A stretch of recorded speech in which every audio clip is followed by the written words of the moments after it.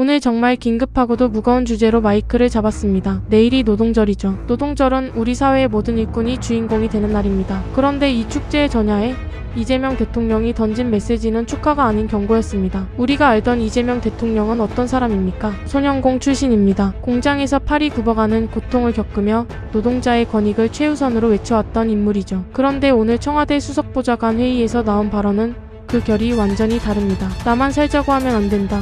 과도한 요구는 지탄받는다. 이 발언 여러분은 어떻게 들리십니까? 시청자 여러분, 아마 여러분 중에는 삼성전자 주주분들도 많으실 거고 자녀가 삼성에 다니는 분도 계실 겁니다. 혹은 묵묵히 중소기업에서 일하며 이번 사태를 지켜보는 분들도 계시겠죠. 이 대통령의 발언은 단순히 삼성 노조를 비판한 것이 아닙니다. 대한민국 경제의 판을 다시 짜겠다는 선언에 가깝습니다. 오늘 기사 뒤에 숨겨진 정치적 계산과 우리 주머니, 사정에 미칠 영향까지 아주 낱낱이 파헤쳐 보겠습니다. 자, 이제 핵심을 짚어봅시다. 삼성전자 노조가 요구하는 영업이익의 15%라는 숫자. 이게 왜 문제일까요? 올해 삼성전자 영업이익 전망치가 약 300조 원입니다. 15%면 45조 원이죠. 여러분, 45조 원이면 우리나라 국방 예산과 맞먹는 돈입니다. 이 엄청난 돈을 삼성전자 직원 약 12만 명이 나눠 갖겠다고 하는 겁니다. 단순 계산으로 1인당 수억 원대 성과급이 나옵니다. 삼성전자 직원들의 평균 연봉이 이미 1억 6천만 원에 육박하는데 여기에 수억 원을 더 얹어달라.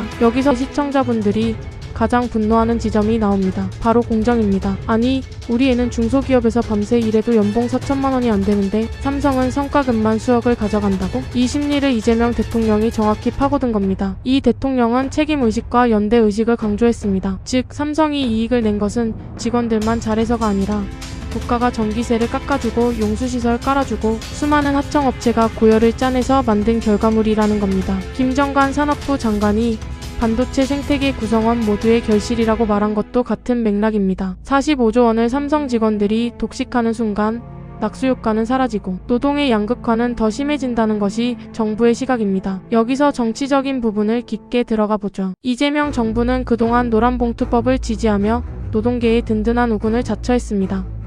그런데 왜 갑자기 톤이 바뀌었을까요? 첫 번째 이유는 민심 이탈의 공포입니다. 현재 장바구니 물가 보십시오. 사과 하나에 만 원이 넘어가는 세상입니다. 이런 상황에서 억대 연봉 귀족 노조의 파업은 일반 서민들에게 지지를 받기 어렵습니다. 대통령으로서 여론의 70%가 반대하는 파업에 편을 들 수는 없었던 겁니다. 두 번째는 국가 생존입니다. 지금 글로벌 반도체 전쟁 보십시오. 미국은 보조금 수십조를 뿌리고 있고 일본은 TSMC 공장을 유치하며 부활을 꿈꾸고 있습니다. 삼성이 여기서 18일 동안 멈춘다. 이건 단순히 삼성의 손해가 아닙니다. 애플, 엔비디아 같은 고객사들이 3사는 파업 때문에 믿을 수가 없네 하고 대만으로 다 떠나버립니다. 한번 끊긴 신뢰는 복구하는데 10년이 걸립니다. 이재명 대통령은 지금 노동자 이재명이 아니라 대한민국 CEO 이재명으로서 판단을 내린 겁니다. 시청자 여러분, 댓글창을 보면 대통령이 변했다는 비판도 많습니다. 하지만 국정 운영은 2년만으로 할 수 없습니다. 1분기 GDP가 반짝 성장했지만 반도체 빼면 시체인 우리 경제 구조에서 대통령의 이번 발언은 살기 위한 몸부림으로 봐야 합니다. 이 영상을 보시는 많은 분이 삼성전자 주주이실 겁니다. 내 주식 어떻게 되나 걱정 많으시죠? 노조의 파업은 단기적으로 주가의 악재입니다. 생산 차질액만 30조 원이라는데 어느 투자자가 좋아하겠습니까? 하지만 더 큰 걱정은 우리 자녀들의 미래입니다. 삼성 같은 초일류 기업이 노사 갈등으로 흔들리면 그 밑에 수만 개의 협력업체에 다니는 우리 아들, 딸들은 어떻게 됩니까?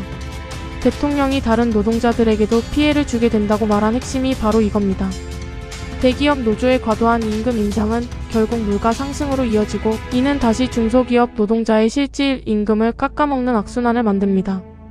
40-60대 여러분은 이미 산전수전 다 겪으시며 상생이 얼마나 중요한지 몸소 알고 계십니다. 나만 잘 사는 세상은 오래갈 수 없다는 그 진리를 대통령이 지금 설파하고 있는 겁니다. 자, 이제 앞으로 어떻게 될까요? 5월 21일 운명의 날이 다가옵니다. 첫 번째, 긴급 조정권 발동 가능성. 정부가 공권력을 투입해 파업을 강제로 중단시킬 수 있습니다. 진보 대통령으로서는 치명적인 정치적 상처가 되겠지만 경제 파국을 막기 위해 칼을 뽑을 가능성이 큽니다. 두 번째, 노조의 고리. 여론이 워낙 좋지 않습니다. 노조 내부에서도 이러다 국민 역적되겠다는 목소리가 나오며 극적으로 타협할 수도 있습니다. 세 번째, AI 대전환의 가속화. 대통령이 언급했죠. AI 대전환으로 산업 현장이 바뀐다. 파업이 길어지면 기업은 결국 사람 대신 로봇과 AI를 더 빨리 도입할 겁니다. 노조의 파업이 오히려 노동자의 설 자리를 없애는 결과를 초래할 수도 있습니다. 이재명 대통령은 오늘 역지사지를 말했습니다. 노동자는 기업의 사정을, 기업은 노동자의 노고를 이해해야 합니다. 무엇보다 조직 노동자들은 자신들의 혜택이 어디서 왔는지 돌아봐야 할 때입니다.